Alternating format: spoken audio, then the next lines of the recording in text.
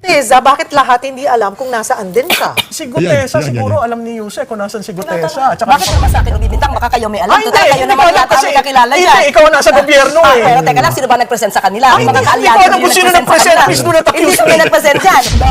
Pero mo ang assumption mo, ako kasama? Eh, ba't mo hinahanap sa akin? Baka alam mo. Alam mo, pag ikaw ang estado, Okay. never mind. Well, let's- I respect this show. I do not want to. Palapakan natin itong si Prof. Malutigia. Ganyan no, yung tipong hindi na kita sasagutin ha, ayokong bumaba sa level mo kasi attack dog ka. Diba? Yun no, yun eh. Yun yung mabilis ang sagot doon sa mga atake nitong si Anticlair ha. Sabi nito si Prof. Mal, okay, hindi ako bababa sa level mo. Bayad ka ng Malacanang, trabaho mo yan, magpakakaso ka sa kanila. Nahuli ng paso ho nitong si Prof. Malutigia, itong palingkerang attack dog ng Malacanang na si Anticlair. Mamaya na ho natin pasadahan niya ang sagutan nila na yan. Kung bago lang ho kayo sa PH Update, isang like at isang subscribe. Masaya na ho tayo dyan at sa mga gusto sumali sa ating community, yung join button nandyan lang ho sa baba. At dito rin ho pala sa video na to, papasadahan ho natin. Itong ika nga, ramdam ho natin ang pagkabagabag nitong si Boeing Ray Huya sa kanyang mga pinaka-latest na statement na yun nabasa. At para doon sa 4 o 5 madre na nagrally sa harap ng Menjola kaninang umaga. Nay, huwag niyo hong masamain ha. Huwag niyo hong masamain. Pagmumukha niyo pa lang ho talagang dapat talaga ho kayong magsama-sama kayo nila Lisa Araneta Marcos, Marcos Jr. magkakamukha ho kayo. Ito, umpisahan ho natin ng ating talakayan. Ito. O yan, apat na madre, anak ng toko, yan ang nga ho ba sinasabi ko sa inyo. Hindi lahat ng humahawak ng rosaryo, ika nga, maka-Diyos yung mga yan. Yung iba ko dyan, makabangag yung mga yan, ha? Hindi lahat ng humahawak ng rosaryo, totoong mga religyoso. Ayan, ito, pakinggan nun natin na sasabihin nitong sila nanay, okay? Matindi to. Sorry po ha. For peace kami, kay BBM kami, protected namin si BBM ng Rosary. So, Wala na, GG na. Tapos na, uwian na tayo. Protected pala ito si BBM ng Rosary. Ibang klase ka, nay. Ay, ibang klase ko kayo. Meron pa ko kayong pabelo-belong nalalaman. Walang nga kayo. Ay, sorry. Tanda yan, PH. Huwag mong ganyanin. Ulitin natin. Rewind tayo. Okay, game. Ito ho, yung 4 na madre na nagrally sa harap ng Medjola kahapon ng umaga. Game. Yan. Hindi ko sila ini-interview. Wala hong umakausap sa kanila. Kumbaga talagang bida-bida lang ho itong si nanay. Nay. Oh. sorry po ha. Sorry. For peace Okay lang yun, nay, ha? kami, kay BBM kami, protected namin si BBM ng Rosary. So, Matindi ho yan, ha? Nay, pagpasok niyo sa Malacanang, yung nguso na yan, yung nguso na yan, ihalik niyo ho kay Marcos Jr. Ibang klase ho kayo, nay. Protected niyo ho ng rosary itong si Bongbong Marcos, ibang klase. Matindi itong si nanay, matindi. pag hindi kayo naniniwala, wala kami magawa. Oo, mahulog yung belo para magmukhang madre na madre talaga. Madre na madre ang Bawal datingan. po. Oh. Okay lang po. Pwede po ba kayong Interview, bawal po. sige. Mukhang baby tong sinanay. Quiet lang. Hindi siya pwede magsalita basta protected siya ng rosary. Ganyan ang mga skema ng mga Talyanista at Ensaymada. Ang lalakas ng loob nila na protected. Pero pagka tinanong kung ano na pinaglalaban nila, ganyan po siya. For, ano kami, sa administrasyon kami. For safety ng presidente at ng ating bansa. For safe. Nay, isipin niyo ho muna yung huso niyo. So, wala tayong dapat pag-usapan. Wala tayong dapat pag-usapan. Siguro papasok na sila sa Malacanang nito. Ito sa tingin ko gimmick ni Butod to. Mga kamukha ni Lisa Araneta. Gimmick anak na to. Para saan yung belo sa ulo? Yan mga dalagang Pilipina, di ba? Yan ang mga galawan. Rosaryo lang. Kailangan nyo yan. Lahat ng santo, tawagin nyo na. Balita ko, nagpa-pray over na daw yung amo nyo. Lahat ng santo, tawagin nyo na. Yung nobena, Latin, Pilipino, Tagalog, lahat ng lingwahe, sabihin nyo na. Hirap nito. Pagka si Marcos Jr. nag-resign, kasalanan mo na eh. Hindi kumana yung nobina mo. Ito naman ho, ang kabilang itsura. Ito ang kabilang muka ng mga realista. Kung sila nanay, puro propaganda at puro itong sila nanay, ito. Kung itong si nanay, puro propaganda at nguso lang ang kanyang baon sa kanyang pagpunta diyan sa Menjola, ibahin ho natin yung mga kababayan natin, kagaya nitong si nanay, yung totoong merong pinaglalaban, prinsipyo at paninindigan at pinaglalaban. Ganito ho ang kanilang mga litanya pagka in-interview ho sila.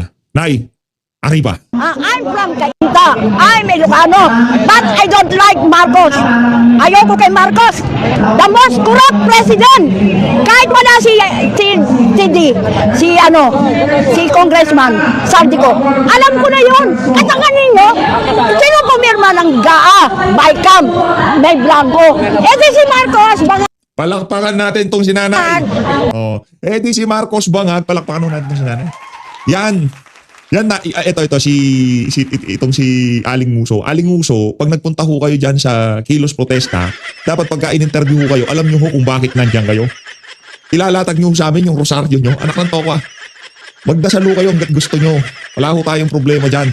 Pero make sure yung muso niyo medyo ipasok niyo ng konti. Wala. Anong hihimayin ko sa mga sinabi mo, Nay? Ayaw mo magpa-interview. Buti pa tang isang nanay na nandito, talagang alam niya, pinaglalaban niya. Sinong pumirma ng budget? Auntie Claire, ha? Mamaya. tatandaan ninyo, si Marcos ang the most corrupt president I ever heard. Kaya ko na lahat, inflation, ang talong, 200, ang galunggong, 400, yung 1,000 mo wala nang mabibili. Isa pa lang yun, na malengke ko. Isa pa lang yun. Ramdam eh. Yung bigat ng saloobin nitong sinanay, abot ho natin eh. Kumbaga talagang ramdam ho natin yung pinagdadaanan niya. Di ba? Napakamahal ho talaga ng mga pangunahing bilihin ngayong mga panahon. Tapos, gusto ka dyan si Marcos, bangag. Maglalakaw ka, Marcos. May kastang ka. Hindi kita gusto. Binoto kita dahil kay Sara noon. Uniteam. Kung walang uniteam, di kita iboboto. Sabi mo pa nga, dama ko, hirap nyo. Puro pala kabalbalan yung sinabi niya eh. Pinapanood ako ni nanay, palakpakan natin. Puro kabalbalan talaga, Nay. Puro kabalbalan. Nay, shoutout ha. Alam ko, kung sakaling napanood mo tong video na to, maraming salamat sa pag-support sa PH Update ha. Palakpakan natin tong si nanay. Mga litanya, mga kabalbalan, di ba? Kinumpanya ko pa yan. Nagbayad pa ako. Kasi dahil kay Sara, kung hindi nagpabola si Sara, o nasaan na si Sara, tinarador mo! I'm from Cainta. Asan, dali. Nako, yun pala, nagsasalita pala tong si... Itong kamukha nili. Mukhang baby tong sinanay. Ang cute. Sunod. John Vic Remulla naman ho tayo. Palakpakan muna natin itong sinanay. Itong sinanay na mayroong prinsipyo at paninindigan. Yan. Diba? Lupit ho mga kababayan. Alam niya ho kung bakit siya nandyan. Pero itong nanay na purong uso, hindi ho niya alam kung bakit siya nandyan. Dito tayo. Ang harsh mo na magsalita, PH. Ano ba yan? Nakananto ko. Wala naman ako masasabi sa mga sinabi niya. Basta sinabi niya lang, para daw siya kay Marcos Jr. Mayroon siyang daladalang rosaryo. Kaya sinasabi ko dito kay nanay, yung Latin, yung Nubina, yung rosaryo, yung munggo, ilatag niyo dyan sa harap ng Menjola tapos lumod. PH, ba't may munggo? Para matauhan sila, malay natin. Ay mga Talyanistas natin sa Imada, dapat ipaghanda ng munggo yung mga yan.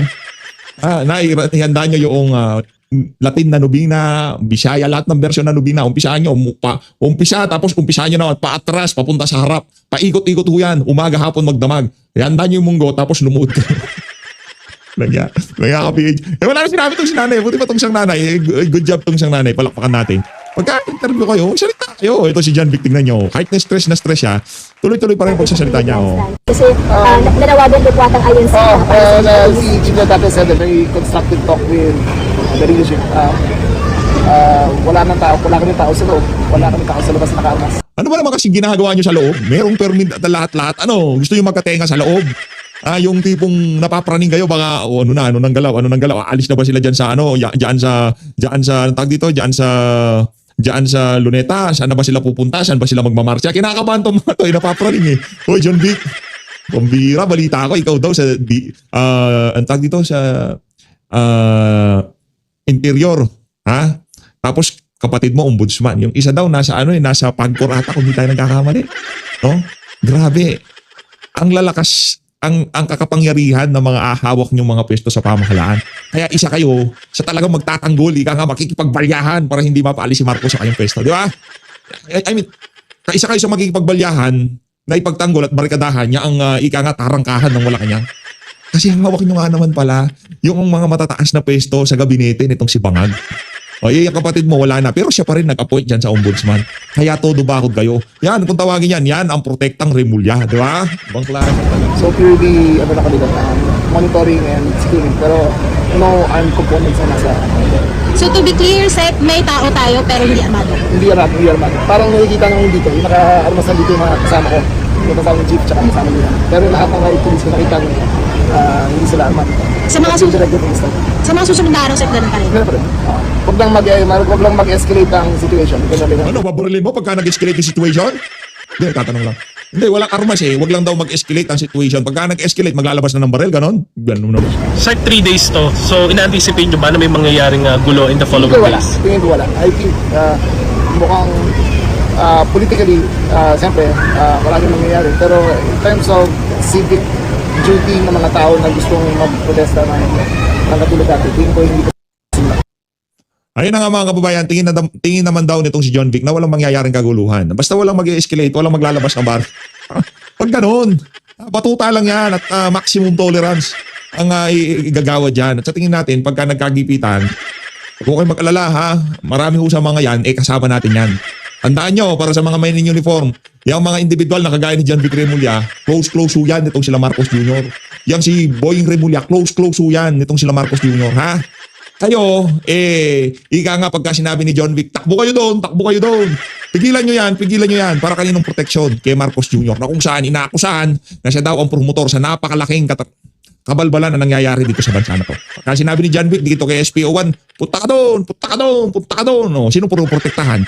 Yung inaakusahang magnanakaw sa Malacanang. Ito, dito tayo kay ano, ito malupit ito. Ito brothers. O, ito matindi itong magkapatid na to eh. O, ito tayo kay Boying Remulla. Ano na naman bang kabalbalan nito, Boying? Pambihira naman, oh. Pahinga ka na, gabi na kasi. Oh, yung Duterte Forces. Oh, Duterte Forces talaga. Nakahanap sila ng alay sa Iglesia ni Cristo. Yan ang kanilang goal talaga. Dito ay pabagsakin ang gobyerno. Yun ang nakikita ko. Pambihira. Ano ka, meron kang bolang kristal? Yung bolang kristal mo pag nasa CR ka, tinitingnan mo kung anong mangyayari sa hinaharap. Ganun, pagwagsakin talaga. Di ba pwedeng mag-resign na lang siya? Nakanto ko. Sa tingin ko, magre-resign na si Marcos Jr., pipigilan nyo pa siya. Hindi naman si Marcos Jr. Kaya nga, no, parang gusto ko na mag-resign. Tingin ko itong magkapatid na to. Ay, sir, huwag ka magre-resign. Paano naman kami? Alam nyo, kayo dalawa, pinipigilan nyo lang yung hindi mapipigilan. Sa ayaw sa gusto nyo, pupunta tayo dyan. Diba? Sa ayaw sa gusto nyo, magpipresidente si Sara Duterte. Kaya kung ako sa'yo Boying Remulla, kung may plano ka, gawin mo na. Ay, naku, kasi hindi pwede ngayon. Mainit ang sitwasyon. Talagang ang mangyayari, makikita ng ating mga kababayan na ang ombudsman, ginawa lang kong kasangkapan ng administrasyon para pabagsakin ang kanilang mga kalaban sa politika. Ano pang hinihintay mo? Siyam-siyam? Anak ng tawa, malapit na magpresidente si VP Sara, Brads. Baka mag-resign yung boss nyo. Anak ng tawa, baka kinakausap niya na yung ama niyan. Pagkasingot niya ng pulburon. Sisingot niya ng pulburon eh. O, pagkasingot niya ng pulburon, ayan na. O, nararamdaman na niya ang presensya nitong si Marcos Sr. O, ninakaw mo ba lahat ng pera, anak? Yes, papa. Napanood niya yung video na yun. O, kung ninakaw mo na, mag-resign ka na. Anak ng toka, sa kabangagan ni Marcos Jr., baka biglang mag-resign niya, kawawa naman kayong dalawa. Alam nyo sa Cavite ho, kaya dinidispatcha pati itong si Panday, itong si Bong Revilla. Alam na ho natin yan. Alam na natin yung manggalong na yan. Malayo pa lang nababasa na natin yan. Okay? Didispatchahin na yung political clan na nagngangalang Revilla. Yeah? O, anong sabi nitong si Bernardo? Ang tagal hindi nagpakita. Pinupulido pala yung kanyang testimonya. Pambira, ba't puro Anong nangyayari sa atin? O, eto, parang yung mga sinasabi natin magkakaray. Hindi naman natin rinaray. Eto, mga kababayan, punta na ho tayo. Dito, kanino ba tayo tatambay? Gusto kong tambayan tong si Nanay eh. Hindi pong Anti-Claire 2.0 to eh. O, yan ang malupit. Anak ng toko, mukhang baby si Nanay oh. Grabe naman yan. Pagka ba naman hindi kayo na dyan? Pagka ba naman hindi kayo natakot dyan? Para kung nakikita si sino may kilala dito kay kay yung gumaganyan, yung si pinapanood ko yun si Carl Tusok. Sa MPL yung hindi kayo makaka-relate to dyan. Medyo alam ko naman mga natin dito hindi mahilig sa games eh. O yan nyo na ho yun. Basta yan, tahimik, may dalang rosaryo. Yan si Nanay. O dito na ho tayo. Tanggalin ko na dito si Boying. Tanggalin pa ba natin si Boying dito? Huwag na siguro para ikakarrekta na ho tayo dito kay Anti-Claire at dito kay Proc Malu. Ito malupit talaga to eh. Yung. We have a And Undersecretary Yeah. Claire Castro. Yes, my BFF. I call her my BFF. but we do appreciate having the two Thank of you. you. So we Yes, can have yes, thank you so much. a multitude of voices Sure. to talk to. But let me start with this po. Of course, I'm sure you've seen yung third installment ni Zaldico. Let's not talk about the third installment. Let's talk about all three installments. Your thoughts on that? Ako ang sense ko doon, dapat hindi na niya i-chop-chop. Dapat ipalabas na niya kasi hindi mo alam kung saan pupunta eh. Pero, nagugulat ako sa mga sinasabi. Lalo na doon sa una, yung pangalawa, practically, sinabi niya na totoo ang sinabi ng kanyang security aide. Si Gutesa. Si Gutesa, oo. Itong pangatlo, parang may hangin eh. Hindi klarado yung mga... Actually, hindi parang Wala sigurado masyado kung may naman susunod yung pang pangatlo. pang-apat o ito ng final eh. Oo, Final na ata yan. Ngayon, ang masasuggest ko dito kay Zaldico, sa susunod na episode, yung dalawa, si Mark Tiksay at itong si Paul Estrada, dapat sila naman dalawa magsalita dito sa ika nga teleserye na to, nangyayari ngayon si Ate Ma. Nakita ko na naman, pambira talaga tong si Sir Ibi Hugalbot. Sir Ibi, kumusta na? Ano ng balita, ha? Nakita ko na naman, alien. Yung content natin nung sa isang video, yung nagpa-pray over na yung 2 sinto. Oo, kasi yun nga yung mahirap doon eh. Dapat binuo niya yung gusto niya sabihin para naiintindihan rin ng bayan. Kasi hindi mo rin alam kung saan babagsak. Hindi mo alam yung conclusion. Pero kung ang impact na gusto niya mabuo ang storya sa isip ng taong bayan, definitely marami ngayon nagtatanong na yung haka-haka ngayon, ginawa niyang totoo. But yung assertions niya, 100 billion in insertions, that's one. The other one, of course, is so many billions being delivered out both to 56 billion ang sinasabi the president and to Malaki-laki, Martin ah. Romualdez. 56 billion Na-substantiate yan. ba? Yung salin nitong si Zaldico, 2019, nasa 4 billion, nagugulantang na tayong lahat. Dito, 56 billion ho pinag-uusapan. Mga aligasyon niya. Kasi kung babasihan mo yung kay Gutesa, he practically gave the evidence. At saka yung pagkasabi niya kasi nung una, niname niya yung mga tao, 4 yung niname niya na involved sa budget process. So sa akin, bilang isang tao nagtrabaho sa Kongreso, nakita ko yung budget process, yung insertion na hindi nila maintindihan, malaking bagay yon kasi dapat intindihin ng taong bayan na ang dati siyang yung si presidente dating congressman at senador. So alam niya yung proseso. Yeah. Alam niya yung insertions, hindi niya makukuha yon sa NEP. Although ngayon may na-discover tayo may leadership fund na wala dati. When I say dati, simula siguro ng panahon ni FBR hanggang sa yung nakahuli. Okay? Ito, all of a sudden may leadership fund which is a lump sum na nasa NEP. Tapos nag-insert, kasi karamihan ng tanong, bakit insertion? Kasi insertion yon dahil sa budget ng Kongreso at ang kakausapin mo talaga, ang chairman ng appropriation. So sa BICAM, protektado ka ng chairman. Okay. Naiintindihan mo yan, Auntie Claire. Ante, pagka-insertion usapan, hindi si Martin Romualdez kinakausap yan. Si Committee on Appropriation Chairperson Zaldico. Yan. Yun nga, may back and forth dun sa mga argumento that we're hearing now. There are those, of course, who also say na, galing sa Pangulo ang NEP, bakit siya mag-insert sa BICAM when from the very start, pwede namang sa NEP ilagay? Kasi yung sa NEP, meron na nakalagay Yun nga yung leadership fund. So doon sa insertion doon sa Kongreso, sa House of Representatives, siya rin ang magnunumbra noon how to release, di ba? Yun nga yung naging FLR na practice. Na yung FLR nangyari... Full release. Oo, nangyari lang yan nung huling administrasyon. Nung administrasyon ni Presidente Noy, PDAF yun pero walang FLR. Di ba? So technically, parang makikita mo siya, loaded siya on 2 branches. Isa sa President, sa Executive, at isa sa Kongreso. But what I'm asking po is, why would the President have to go through the BICAM insertions when he could have just stuck it in dun sa National Expenditure Program Because the before BICAM, nobody submission to sees the Congress? BICAM. The NEP is, there's a budget call, all agencies present their budget, right? Yeah. It's very transparent. Sa Kongreso, when it comes to BICAM, It sila lang yan Apat lang yata sila doon na Oo, miyembro. sila lang yan. Kaya yung call na gawing open ang BICAM resonates. Kasi sandali lang, paano nangyari yan? Bakit pag naggawa ka ng variance analysis, makikita mo sa BICAM, ba't lumobo?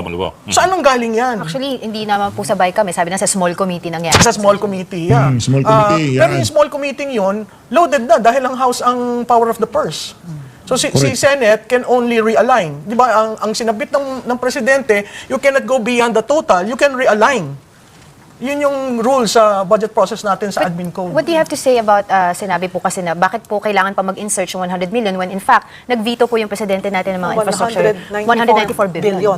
Well, yung veto kasi, kailangan niyang gawin yun dahil napuna nga na mayroong mga insertions. Napuna nitong si dating Pangulong Rodrigo Duterte, napuna nitong si Congressman Ungab, Atty. Vic Rodriguez. Naglabas talaga niya si Congressman Ungab. Napakaraming insertions, napakaraming blanco sa BICAM. Noong napuna ho yun, siyempre pipirmahan na yan. Kailangan pakita nitong si Bangag, eto, ang dami kong binito na line item mo. Tingnan nyo naman. Hindi makakalusot sa akin yung kabalbalan ng mga congressman na yan. Di ba? Mga senador, mga congressman na yan. Di ba? Tapos yung veto na ginawa niya, hindi naman may mga na-release doon sa na-veto. So, in fact, even as we talk now, yung FLR may nare-release. May na-release especially during the campaign period. The midterm campaign. The midterm elections. So, alam mo, ang kailangang intindihin ng taong bayan, paano ba yung budget process? Bakit nagkaka-insertions, di ba? Bakit nagkakaroon ng lump sum? Ang nasa admin code, pag may lump sum ka, ang presidente lang ang pwede mag-release ng lump sum. And again, siguro ang critical doon, ang presidente ang pumipirma ng budget. So technically, oo, nandyan ang Kongreso, nandyan ang House of Representatives, pero pag submit sa presidente, sinabi nga niya, nabasa niya ang 4,509 pages, wala siya nakitang blanco. That is his contention. Iba yung contention ng House, sinaungab. That's why mayroong petition sa Supreme Court about that. Okay. What's your take on that, Yusek? Siyempre, tututulan ko yung sinabi niya. Siyempre, ano pa ba naman gagawin mo? Ba't nandiyan ka pa? Di ba? Yung tono nitong si Auntie Claire, yung tono ng mga natatalo sa argumento. Yung galit niya, talagang medyo natataranta pa. Di ba? Unang-una, sabi nga natin, may power na nga. Kung ikaw ba, balak mong magnakaw, dadami ka pa ba ng tao na makakausap? Sinabi nga ito kanina, bakit Hindi siya pwede makapagnakaw na siya lang mag-isa, madam.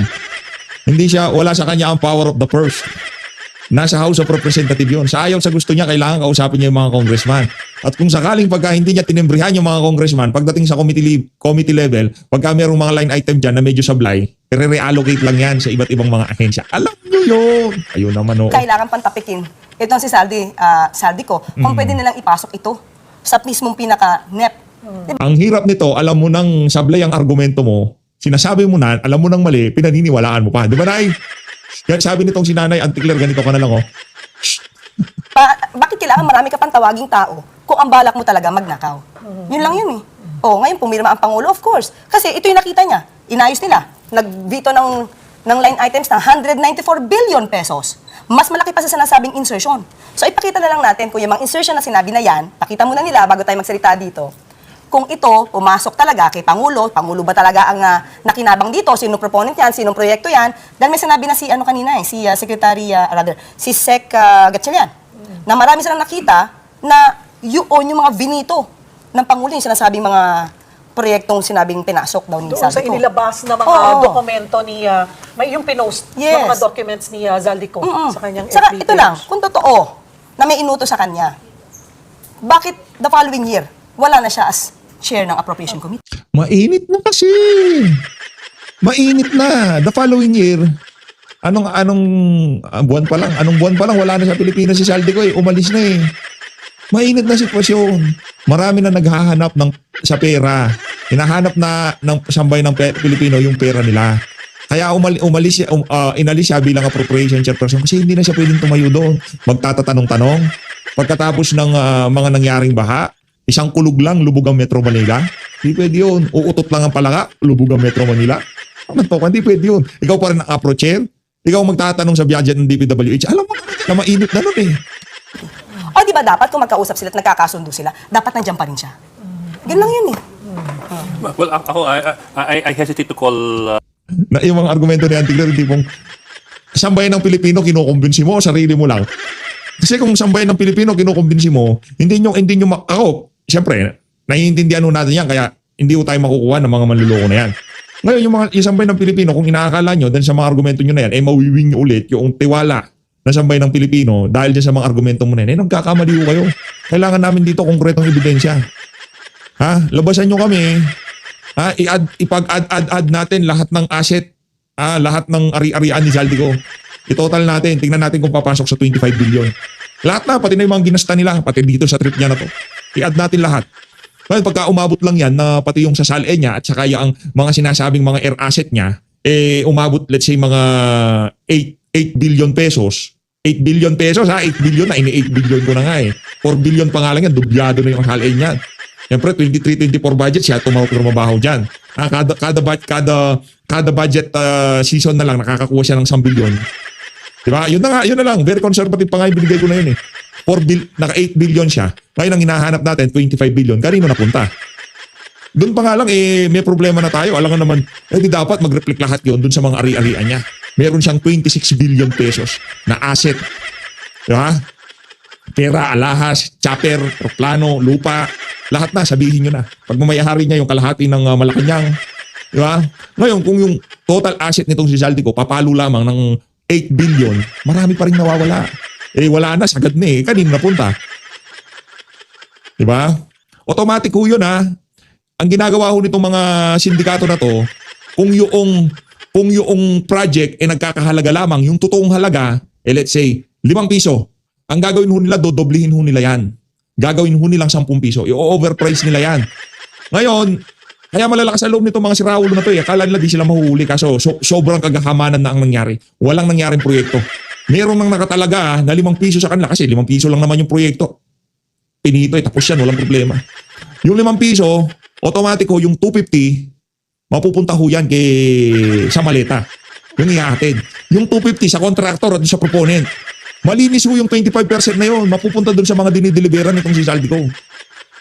Hindi ko kukunin yung hindi kukunin yung kickback doon sa mismong pondo na nakatalaga, na computed nila para doon sa proyekto. Hindi ko ganun yun. 5 piso ang proyekto, maglalagay sila ng pondong 10 piso. Ngayon yung 250, doon sa 10 piso, automatic, doon sa dinideliveran sa Forbes Park at Malacanang yun.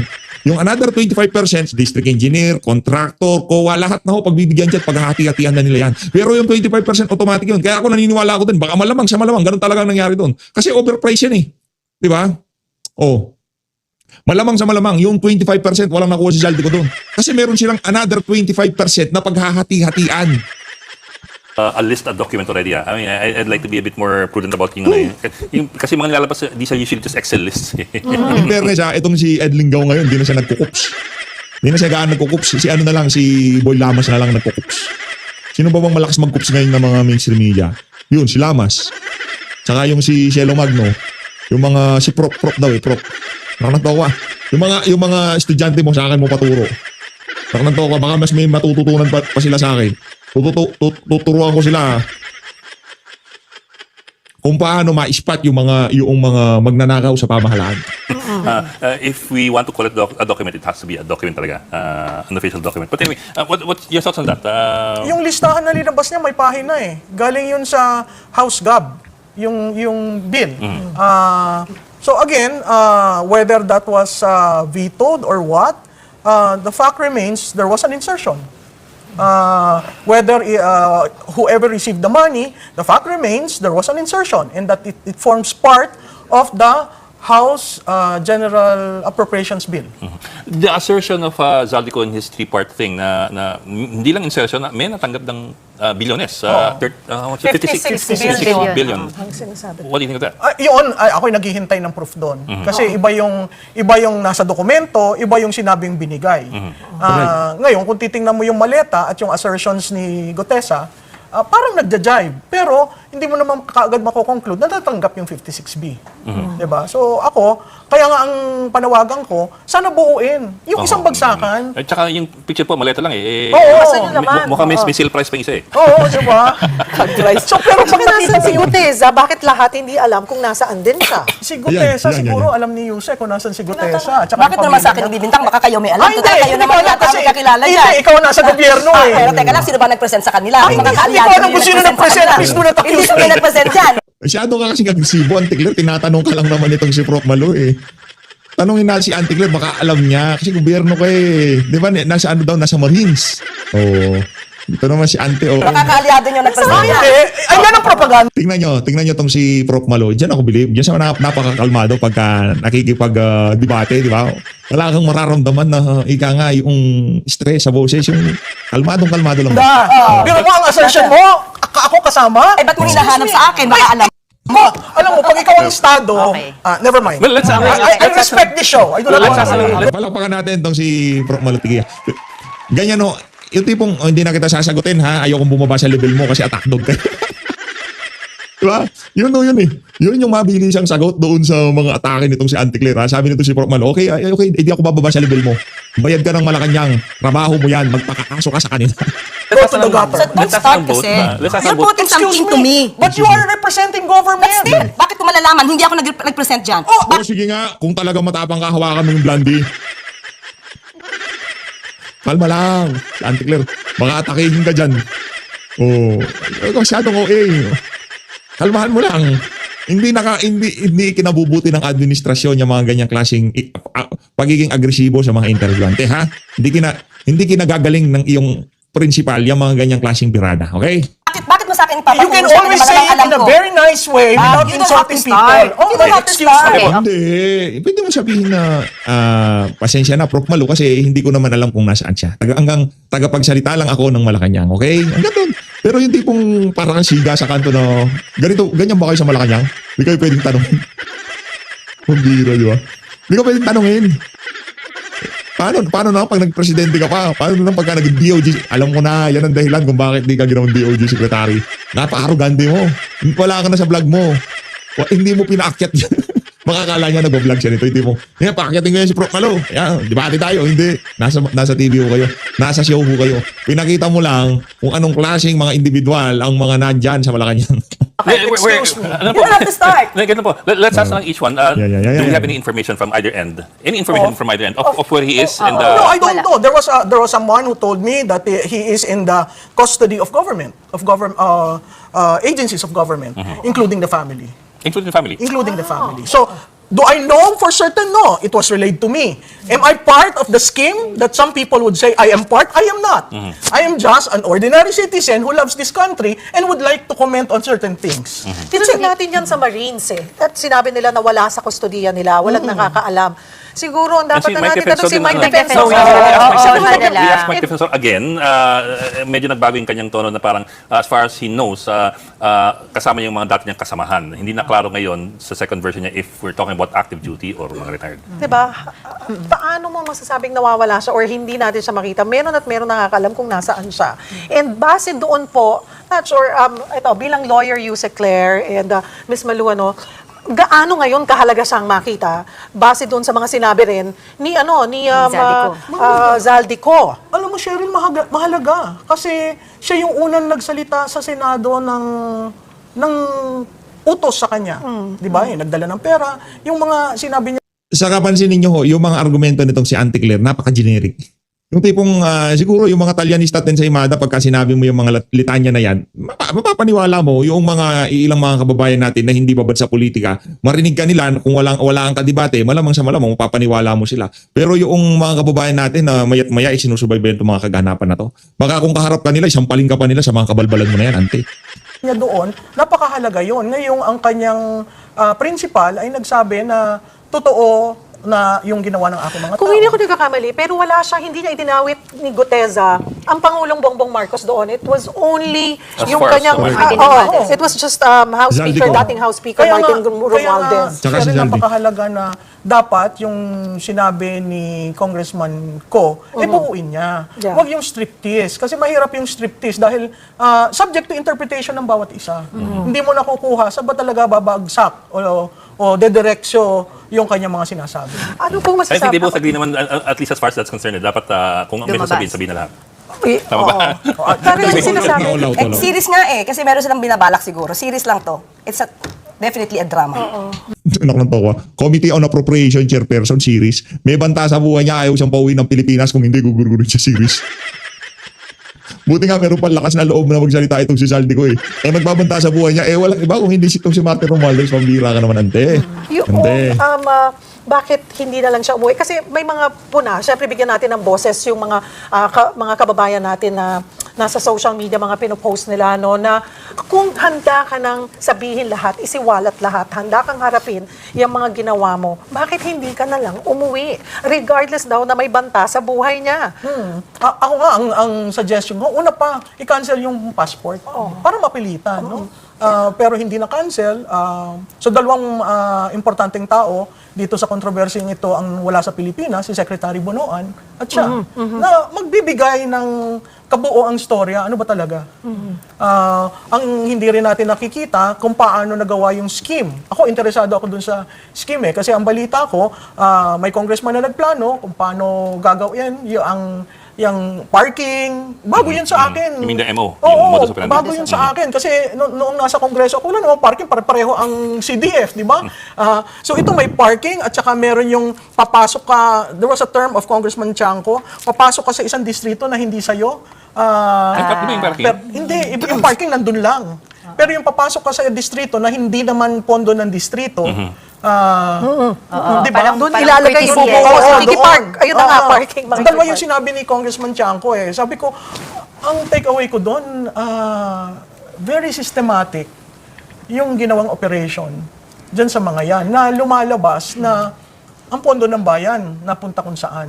Sa akin, I'm very particular sa akin. Kung may ghost project, ba't hindi file ng kaso? Ghost na nga eh. What evidence? What proof do you need? Hindi nag-exist. Nasa papel.